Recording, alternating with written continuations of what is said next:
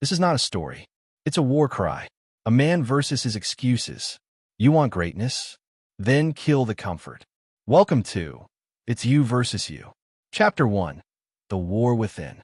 Everything I've ever done in my life, I didn't want to do. Every single day required resistance. Every rep felt unnecessary. Every mile tested my will. And yet, I pushed anyway. Because what I lacked in comfort, I made up for in persistence. I was a lazy piece of silence. And yet, I became one of the hardest working people to ever walk this planet.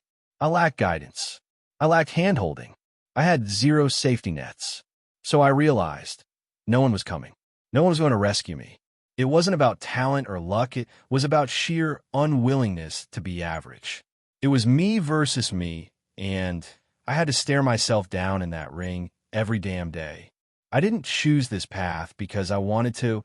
I chose it because I had to, because comfort would kill me, would kill my dreams, would kill who I could become. And so, when the alarm pounds at dawn and the world whispers excuses, I remember, this is the battlefield. That's the war within. The struggle, the doubt, the 4 a.m. shadows, they're all part of my essential training ground. Chapter 2. Face everything. Facing fear isn't a moment, it's a mindset. It's choosing day after day to stare into the abyss that keeps you up at night. Regrets, what-ifs, insecurities that refuse to shut up. I didn't just encounter my fears, I hunted them down. When doubt knocked, I answered. They convinced me, you're not enough. I made them believe I was already unstoppable. At 24, the walls closed in fast. I was overweight, underpaid as a cockroach sprayer, making just $1,000 a month. That could have been my plateau for life, but I decided it wouldn't. I examined every weak point, my body, my mindset, my identity. I chose to fail again and again until I succeeded. I repeated that decision so many times it became default. The darkness tried to win, so I exposed it to the light of relentless action. That's how you flip fear into fuel. You don't tiptoe around it.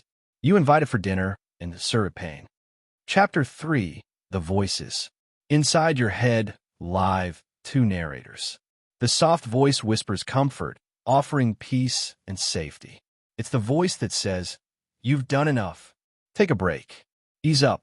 It's the voice your grandma would have loved, a warm hug in human form, but it kills growth. It lulls you into mediocrity. The other voice? Brutally honest. It's harsh. It's cruel. It calls you out.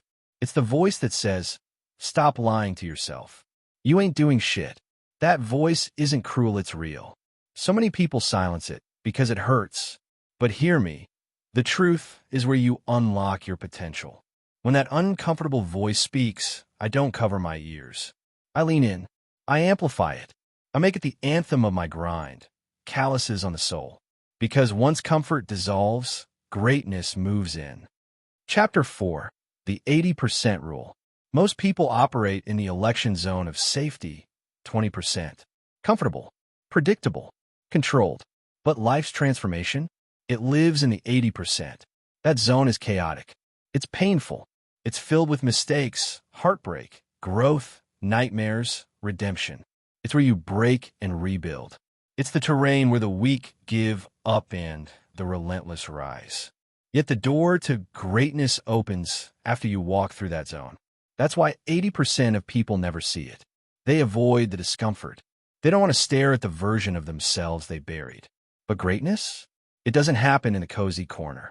It happens in the fire in the trenches. So I spend my life there. I train my mind and body to dwell in the hard, to welcome the squeeze, to know that after the suffering comes clarity, power, transformation. Chapter 5. Burn the Bridge. There was a moment when I physically left the past behind. I quit my job. I abandoned the spray canister that smelled like economics of compromise. I walked out of that restaurant and never turned back. That was the moment convenience abandoned me. I chose pain. From that instant, I became obsessed, not a little motivated obsessed. I reinvented every part of myself.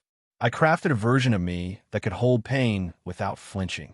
I became the guy who could take insults, judgments, failure without breaking. And if anyone doubted me, I didn't apologize. I didn't explain. I told them to go /silence themselves. I let my actions do the talking. I burned every escape route. There was no plan B, only relentless forward motion. Because soft retreat is no longer an option when your identity is on the line. Chapter 6. Callous the Mind. Physical grit starts with mental steel. At 3 a.m., my instinct was always to crawl back into bed and hide. But I trained my mind against that instinct. Rain? I ran. Snow? I ran. Pain? I welcomed it. I trained until my brain built mental calluses thicker than armor. That callousing meant I could take wind, insults, rejection, pain, defeat, and still go harder. When others feel the squeeze, they quit. When I do, I pivot. That callous mind doesn't flinch. It doesn't negotiate. It doesn't care about comfort. It cares about the mission. And when your mental skin is tough enough, you can walk headfirst into adversity and watch it crumble beneath your purpose. Chapter 7. Unlocking Goggins. Training wasn't enough. I transformed. I blasted through limits I thought were real. Each failure peeled off a layer of the old me and revealed something stronger, faster, more relentless. Doors in my mind cracked open to rooms I didn't know existed. I didn't just raise my ceiling, I built new floors beneath it. That transformation birthed Goggins. Not David Goggins. Just Goggins, the machine built from pain, fueled by willpower, guided by clarity. I created a version of myself that defied odds, who showed up when knees were shot, body was broken, soul was tired. Because my willpower didn't sleep. That's the power of a mindset forged in fire. Chapter 8. The Garage Mindset. My mind is like a garage. If it's cluttered, nothing fits. Discipline, consistency, drive, they have nowhere to live. That's why I meditate 2 hours every single night to sweep out the junk, to organize my mental garage. So when the sun rises, I can find everything instantly. Discipline is waiting. Focus is waiting. Clarity is plugged in. There's no rummaging, no hesitation. Everything has a slot. When distractions hit, I don't falter, I pivot. Because discipline isn't motivation, it's structure. And structure lives in a clean mind. That's how I stay relentless even on days my body feels like garbage. Chapter 9. The Unseen Work. This isn't hype. This isn't motivation clips or talk show pep. This is lifestyle. When the alarm hits at 4 a.m., I don't ask if I'm ready. I ask, what's the mission? Complaints don't exist. Excuses don't exist. This is what we do now. Trying isn't kind of. It's relentless. Trying is pain. Trying is again. Trying is breathing discipline until you forget what comfort feels like. Most will never show up to this level of consistency. But consistency is the only competitor that matters. Chapter 10. The Final Form. This journey isn't about being better, it's about being unrecognizable. I didn't just lose weight, I lost weakness. I didn't just improve habits, I eliminated excuses. I shed my old identity and gained Goggins. Now, my knees scream, my body's beat, but I still run. Because the willpower I built doesn't care about pain. It only cares about the mission. And that mission, it doesn't negotiate. It doesn't yield. It simply wins. That's the final form. The unbreakable you. The unstoppable you. If your comfort voice is whispering right now, turn this up. This isn't motivation, it's a mirror. Drop me versus me in the comments if you're done negotiating with weakness. Share this with someone who needs to wake up. And hit follow because comfort won't fuel you.